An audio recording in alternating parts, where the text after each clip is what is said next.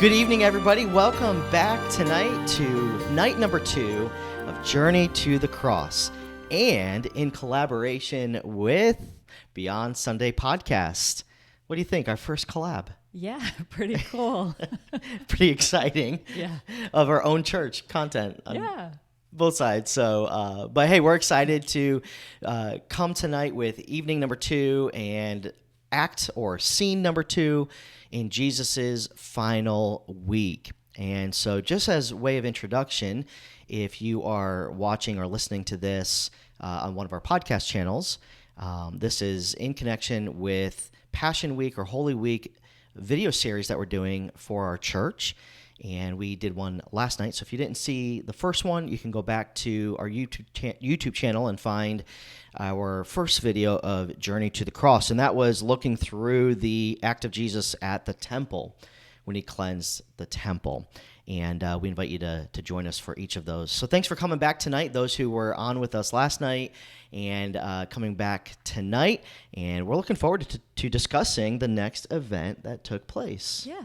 So why don't you tell us a little bit about that as far as the introduction to the scene of what we uncover in the next steps in Acts of Jesus. Sure. Yeah. So we were talking about the triumphal entry of when Jesus came into Jerusalem and he was riding on a donkey and people were shouting Hosanna and laying down their palm branches and garments. And then in verse 17 of Matthew 21, it says, "And he left them and went out of the city to Bethany and spent the night there." And this is interesting because we've heard about Bethany before in the scriptures. That was a place that Jesus frequented because he had some friends who lived there. Right. Do you remember his friends? It was where Martha and Mary lived and Lazarus and likely where Jesus raised Lazarus from the dead as well. But they were friends of his, personal friends. Mm-hmm. It was one interesting thought about that is friends that he had. Of course, he had his disciples. Jesus had kind of, in a leadership capacity, he kind of had layers or levels of leadership influence. There was the multitudes. There's even a level of we often go to the 12, but there's actually a level of 72 that I've been looking into and studying this year. There was the 12, and then the inner 3, and we generally think of that, like the multitudes, the 12, the inner 3. But here are Mary, Martha, and Lazarus, and these were personal friends of his. Yeah. So not like disciples, but even Jesus, who his life was about leadership, his life was about ministering to others, and he was there to fulfill the mission that Jesus or that God sent him on, but he had these friends to be able to help him to also have some downtime, have some personal time, and here specifically some rest. And it's a good picture and a reminder that we all need that. We need rest and we need friends. We need definitely. people in our lives that we can be ourselves with, and we can just be able to be personal with, I think, right? Yeah, the scriptures say that Jesus came to minister, not to be ministered unto. But I think it's neat how he often went to Bethany, to Mary, Martha, Lazarus' home to receive renewal, refreshment from the food that Martha often prepared for him. And then that relational refreshment of Mary was so eager to listen to him and be there at his feet. And Lazarus was definitely a dear friend because of how Jesus wept and was emotional when he passed. And then Jesus raised him from the dead. I think this is a great picture of what we need in our lives too, as far as having those people that we can just seek refreshment from. Definitely. Whether it's physical, emotional, but also to be that for other people as well. So cool to see how Jesus in his human side needed that refreshment, renewal, and he knew that he could go to Bethany to receive that. And it often makes me think that Bethany must not have been that far outside of Jerusalem. You may know exactly where it was. I can't picture it right now, but it must not have been too far geographically to where he could journey there for a night. Yeah. And then, as it says in the next verse, 18, now in the morning, when he was returning to the city. So he was that far. It was a couple miles, I think about 2 miles. Okay. And, throughout Jesus's life and earthly ministry until this point, until the triumphant entry into Jerusalem, right? He didn't go into the city because he knew that there were so many leaders, religious leaders and people that opposed him who wanted to kill him, or just didn't know what they would do, what they wanted to do with him if they were to see him. And so he really refrained from going to Jerusalem until God told him that it's time, and he makes his way into Jerusalem. And so, yes, he often would go to Bethany, but not, the next couple miles into Jerusalem. Now he's in Jerusalem, but he comes out of the city to find rest. He didn't have rest in Jerusalem, which is an interesting thought because that was their capital city of worship of God. Yeah. And Jesus, who is, God manifested in flesh, and God come to them in flesh, yet they didn't believe him. Jesus didn't have followers. He did have some followers and believers, but he didn't have a large group that fully believed that he really was the Messiah, right, the promised Messiah. And, when you're in that kind of setting where, whether it's leadership or you have people under you or whatnot, and or you're trying to, share a vision or a mission, like think of that in Jesus's context, it would be, when that in general, most people weren't believing you. There was a lot of people that followed him around and enjoyed watching his miracles, and they believed in him to go find healing, receive healing. Yet many and most did not believe that he was really what he was sent there to do, and that was to show and to be their Messiah. And they didn't really believe him in that sense. So that would be that turns from, emotional to physical, where you need rest, and even Jesus needed rest, and he needed to get alone with people that did believe him, that loved him for who he was as the Son of God, Messiah, God incarnate. And so that is, not the main point of this passage, but a very meaningful point for sure, of having people in your life that you can go to, that are behind you, that support you, that can give you that personal, emotional, mental, and physical rest and renewal, like you talked about, of their love and support and belief in you. I think that's important. I think everybody wants that from others. Yeah. And so Jesus found that in Bethany through his close friends, and those that loved him and that he loved, and there was that personal relationship. So in the morning, after he receives this rest, he goes back towards to the city, and he's hungry. It says in verse 18. And in verse 19, he sees a fig tree, and he came to it and found nothing on it but leaves only. And he said to it, let no fruit grow on thee henceforward forever. And presently the fig tree withered away. And so there is a lot of significance in this little scenario. And this is why I always talk about, really taking your time reading through verses and, to truly understand the meaning and significance, and because it's so neat as it's really uncovered, right? So we can read through this like, oh, wow, that, stinks for that tree, right? And not really think that there is any significance, but there is significance. Just like we talked about last night, that Jesus is casting out of the selling, which was being done in a sinful way of the temple, was a picture of what he was going to do on the cross and in his resurrection, of cleansing out sin, showing that he does have the power over sin, and he has the power to cleanse and restore. And so there's a picture as well in this, what I like to call this inverted miracle. Not just anybody could curse a tree and cause it to wither away and bear no fruit forever, but Jesus was. Why? Because, again, that word we've been talking about this week, he had authority and power even over creation. Mm-hmm. And so what is the significance of this tree? What is a thought to you from this tree? Yeah, well, again, I am just always impressed upon the fact that Jesus was 100% God, yet when he was here on earth, he was man, 100% man as well, sinless. But in his humanity, he had natural human needs, like rest, renewal, and then hunger. Yeah. And these details that are shared in Matthew's account, it's so detailed, where, telling us where he was and that he was hungry. And then he was looking for food amongst this tree, which it says that he found nothing on it except leaves only. So to look at the tree initially, it looked like it was thriving, healthy.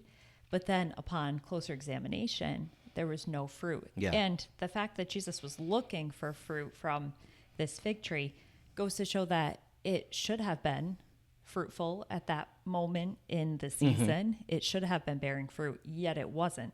So even though it had the appearance of health and life, there was something wrong. Yeah. If there were only leaves, but no fruit on it. Yeah.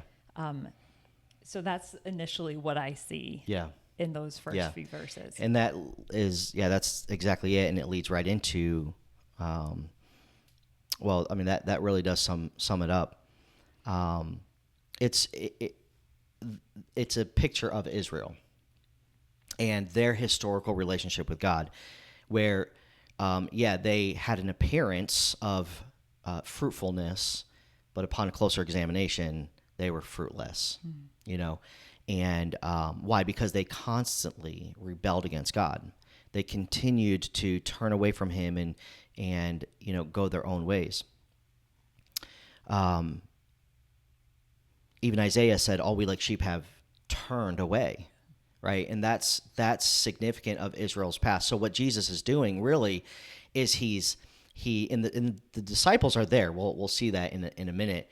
They see him in this, inverted miracle, this cursing of this tree, and then it withers away. And what he's doing is he's showing them that this is a picture of historical Israel. Historically, this has been their issue, and their problem is that they have had an appearance of fruitfulness, but there really was no fruit. The leaves, like you said, on the outside made it look like there would be fruit.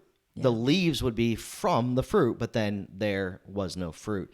Just like the day before when Jesus went into Jerusalem and he went to the temple was there. The scribes and the Pharisees were there, right? Mm-hmm. But what was going on in the temple was not the fruit that God had commanded and intended to be being done in and with the temple, right?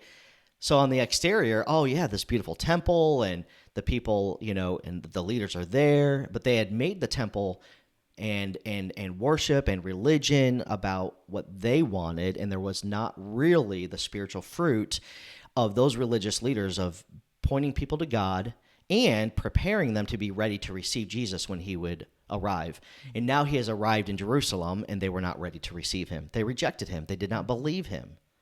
They were busy doing other things other than actually preparing their heart in worship and in sacrifice to God, but rather the temple became more about making money and, and really even the religious leaders, benefiting off of that and making a system that they wanted out of the religion, out of the faith that God had given to them to steward.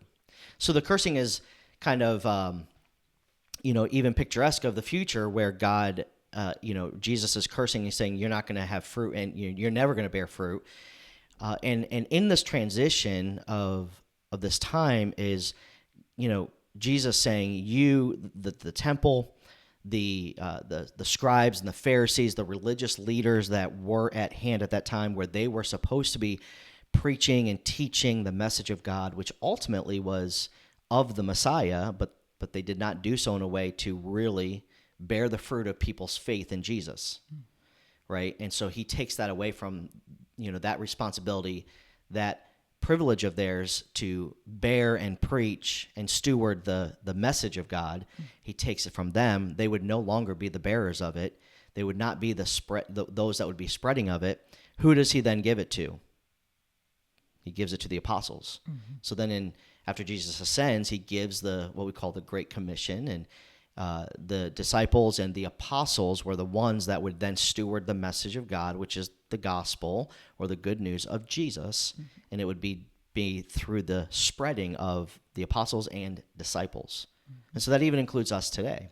Yeah. Not just Jews, right. but Gentiles, all right. different people groups. Yep. They did not steward the message of God, so God gave it to any Jew or Gentile who would steward the message. Yeah.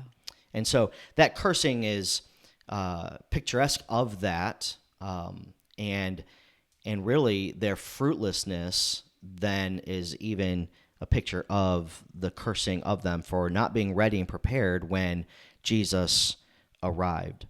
And so they did not fulfill the purpose of their calling. And I think that, again, so that's a picture of Israel historically, but then it's also a picture for all of us in the present and future. Mm-hmm. Yeah. And Jesus was beginning to teach the disciples that they could be fruitful. Mm-hmm.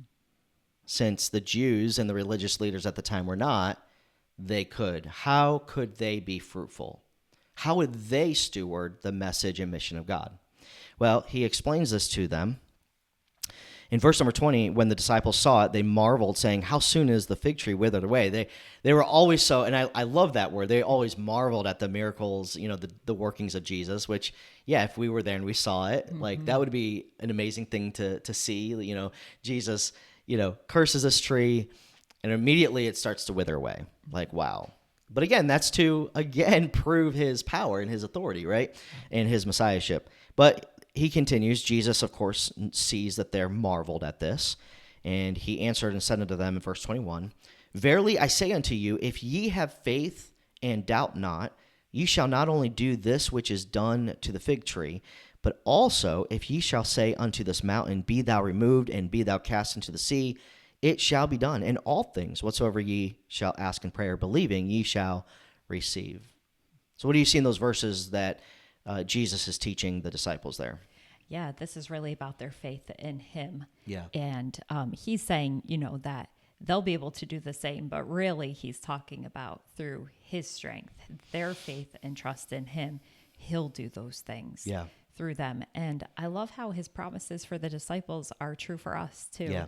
If we have that same faith in him, then all the things that we ask in prayer believing we'll receive also through his strength and his power. Definitely. So yeah, it's such a picture of Jesus demonstrating his perfection, his godliness, but then also the hope that he gives to his followers that I'm going to do these same things in and through your life that you're seeing me do now, because I will strengthen you to do those things. Yeah, absolutely. I think sometimes, of course, this is probably true in my life and maybe of all of us at times where we see something or we hear something that's shown or taught to us, and maybe like later on it kind of sinks in.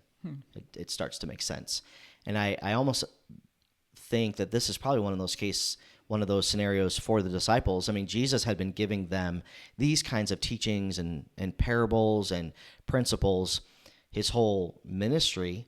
The first half of his ministry was mainly public. The second half of his 3 years was more personal with the disciples to teach and train and prepare them, and really for this moment, for what he's teaching them. Because after he dies at the end of the week here, again, in our calendar system, we're thinking like this is essentially Tuesday.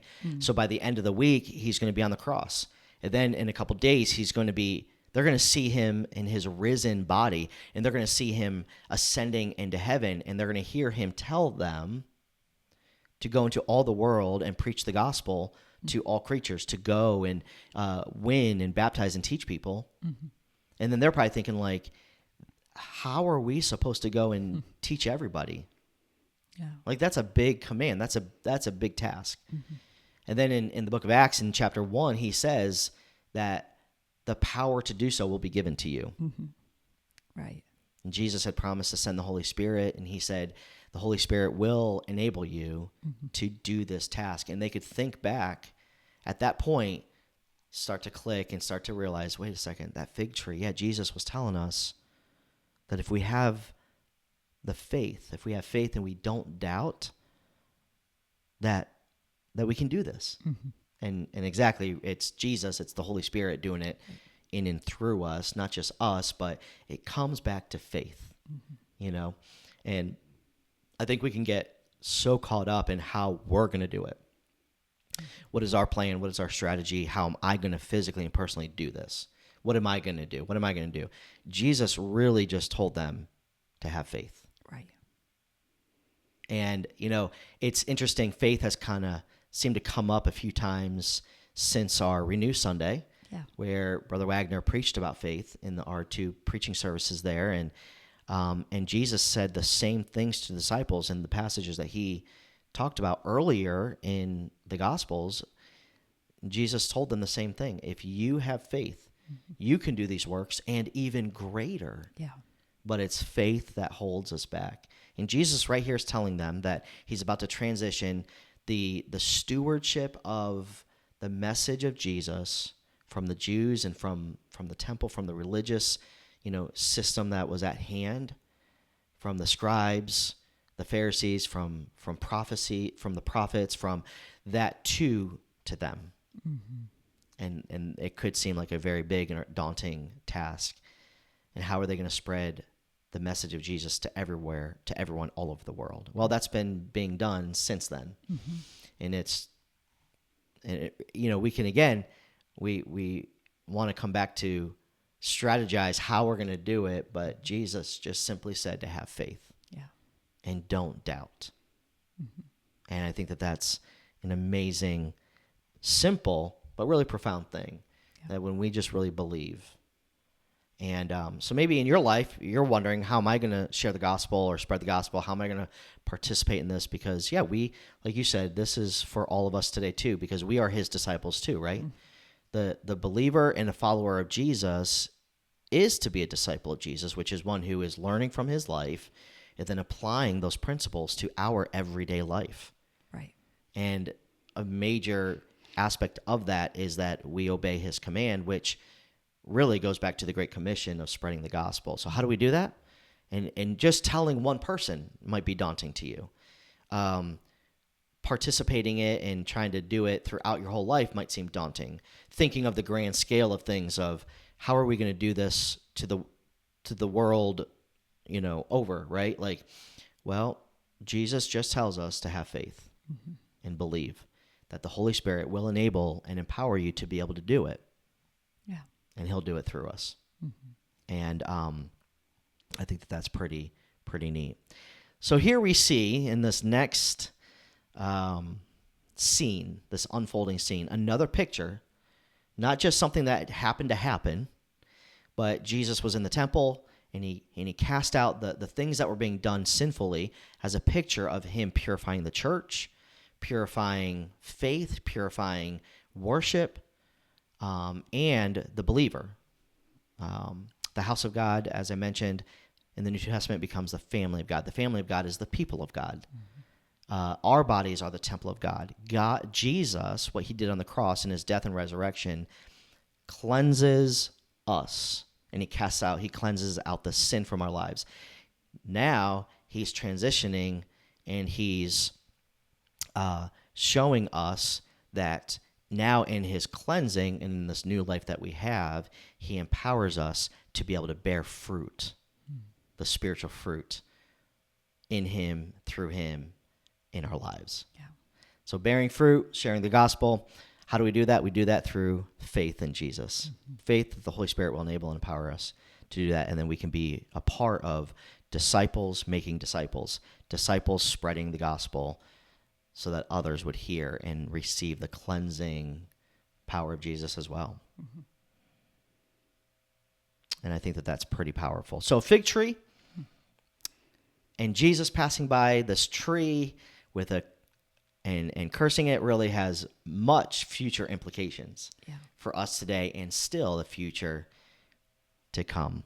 And so as a Christian, as a believer, and as a church corporately here at South Middlesex Baptist, let's strive in our lives and as a church body to not be a church and not be a Christian, not be a person that appears to have fruit.